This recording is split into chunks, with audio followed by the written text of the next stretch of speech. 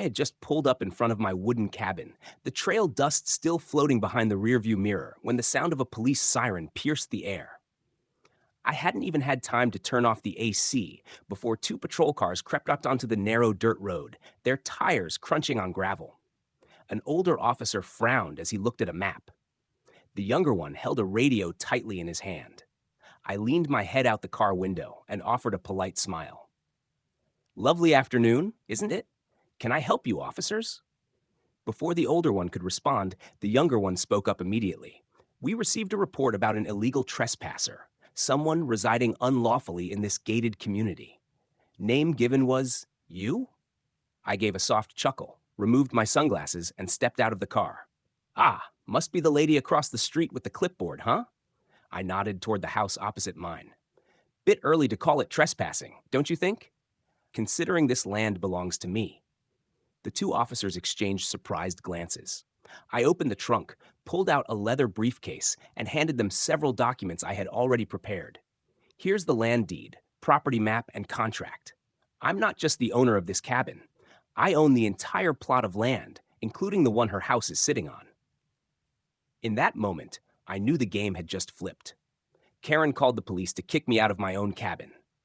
But she forgot one small detail. I'm not just the new neighbor. I'm the owner of the entire neighborhood.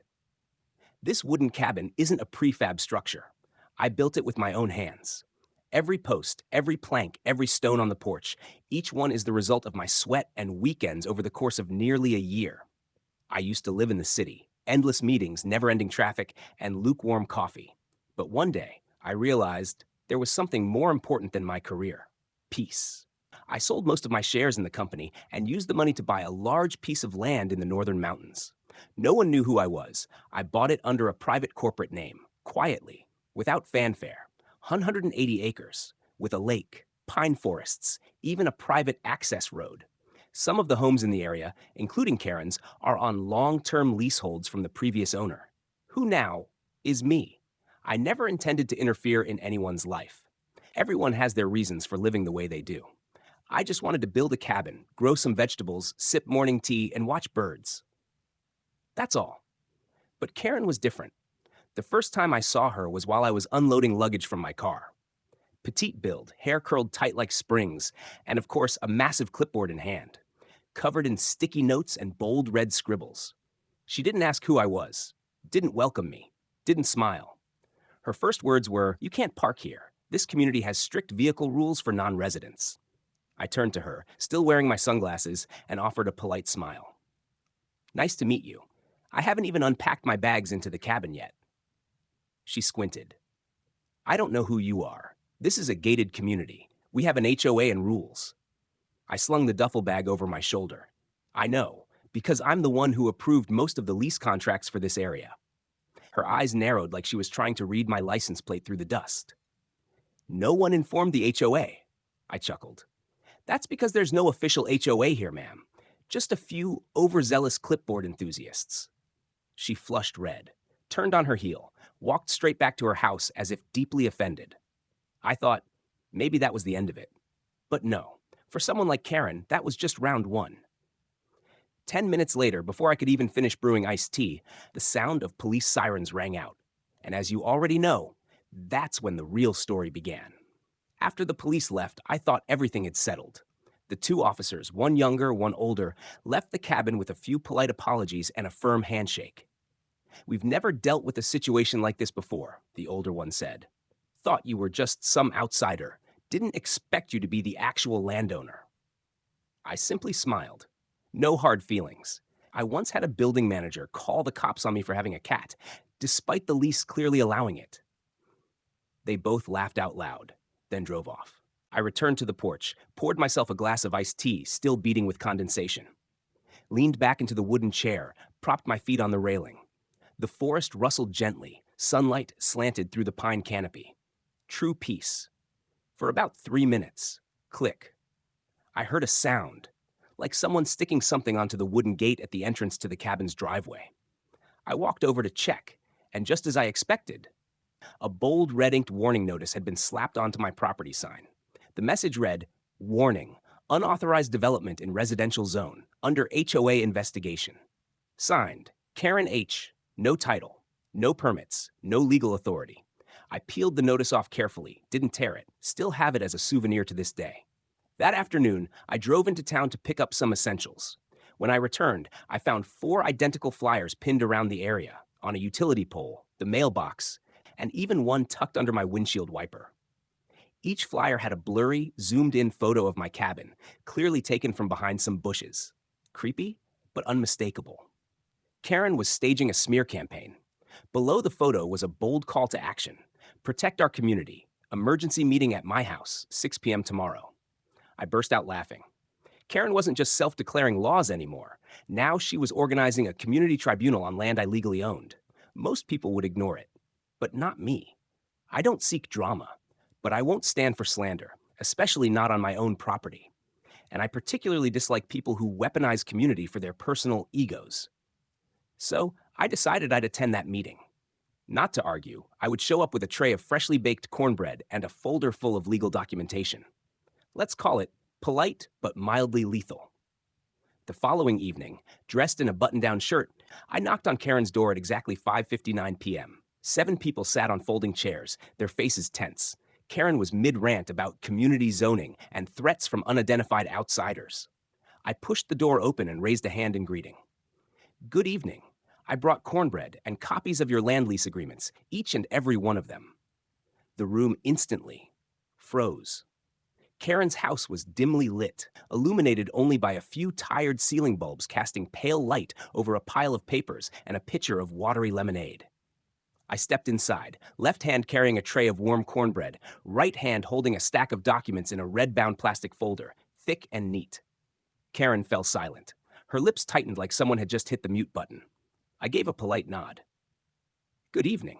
I didn't realize I needed an invitation to visit my own land. Someone chuckled quietly. Others looked down. I placed the tray on the wooden table in the center of the room. I heard there were concerns that my cabin poses a threat to the community, so allow me to clarify a few things. Karen reached to snatch the folder from my hand. I stepped half a pace back. No. This is a show and tell, Miss Karen, not a courtroom drama. I glanced around the room. This is the latest land survey, straight from the county office. This entire area, including the road, the shared paths, the western lake, and 8 surrounding lots, are all legally under my ownership. I unfolded the map and laid it flat on the table. To be more precise, they belong to my company, of which I'm the sole shareholder. The company name? I kept it under wraps, so it probably didn't ring a bell. A woman in the corner hesitantly asked, "So, my house too?" I nodded.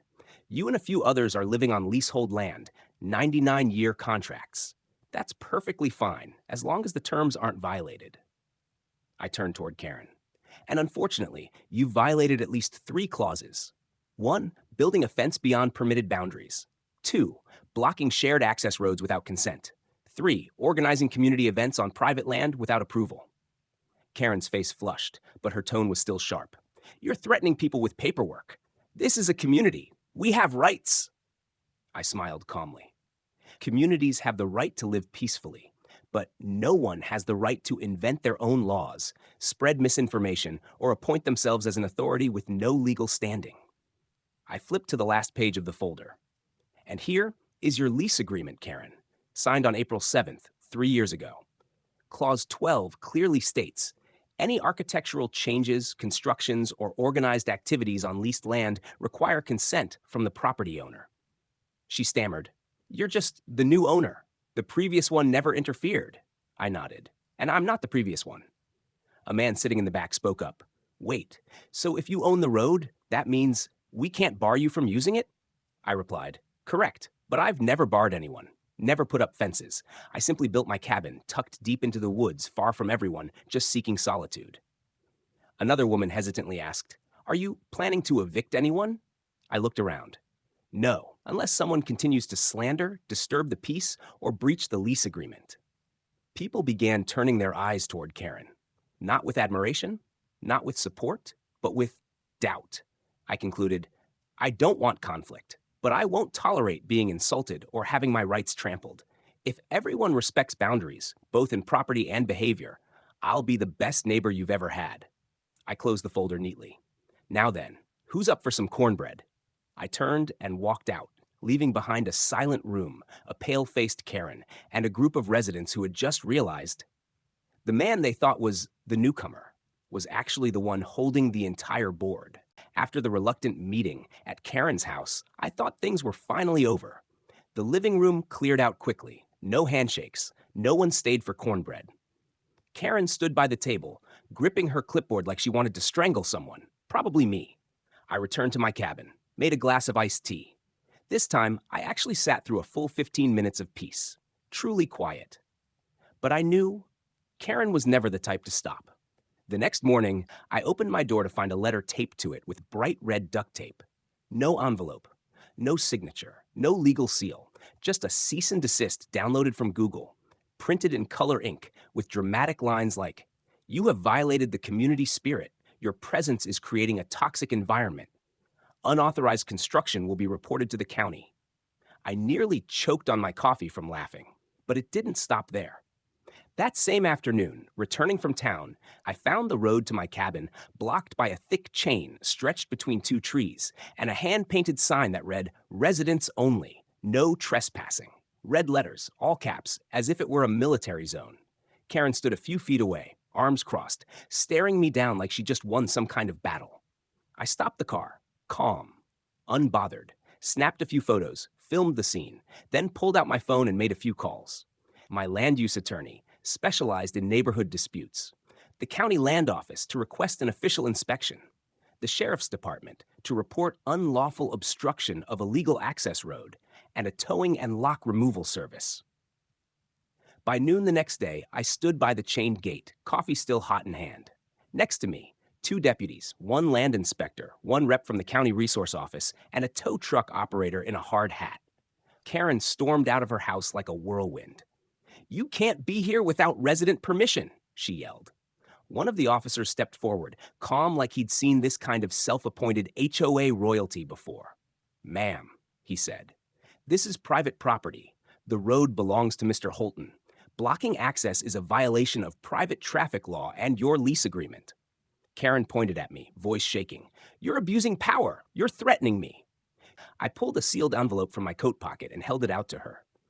"This is your formal notice of lease termination. You have 30 days to vacate the property. After that, the sheriff's office will assist me in legal enforcement, per state law." Karen staggered like the air had slapped her. You can't do that." I met her eyes. "I can, and I am." The deputy nodded. "Papers are in order. We'll supervise the move-out if necessary." The land inspector added, "And just a reminder, if other tenants continue erecting illegal barriers or violating lease terms, Mr. Holton has the full right to terminate those leases as well."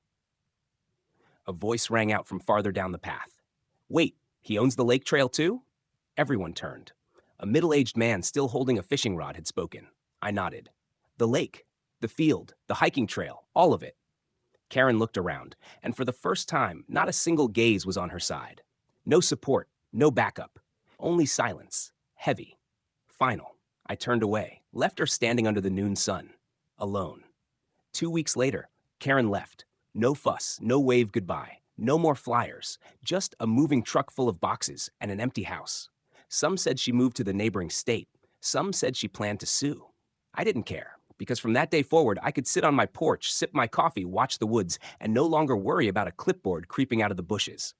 That afternoon, after Karen moved out, I sat alone on the porch of my cabin. The wind had picked up a little. The pine branches whispered softly, as if they were quietly discussing the days to come. Calm, gentle, without shouting, without red-lettered signs screaming in capital letters. On the table was a cold beer. Beside it, the book I'd abandoned ever since Karen started her antics. And off in the distance, I heard the soft splash of wild ducks landing on the lake, where I'd just put back the old fishing chair. No more clipboards peeking over the fence. No more flyers pinned to my mailbox. No more residents-only signs jammed into land I legally owned. Just me, the cabin, the forest, and a silence more precious than gold. Some people said I overreacted, that I should have just let it go, that Karen was just someone afraid of losing control. But I see it more simply. When someone tries to turn nonsense into law, that's when real laws are meant to be used. I never raised my voice, never locked anyone out, never handed out flyers or rallied neighbors against anyone. I simply presented the truth and the paperwork. Have you ever met someone like Karen? The self-appointed authority type, the kind who makes up rules, acts like they run the world, and thinks a clipboard is a crown?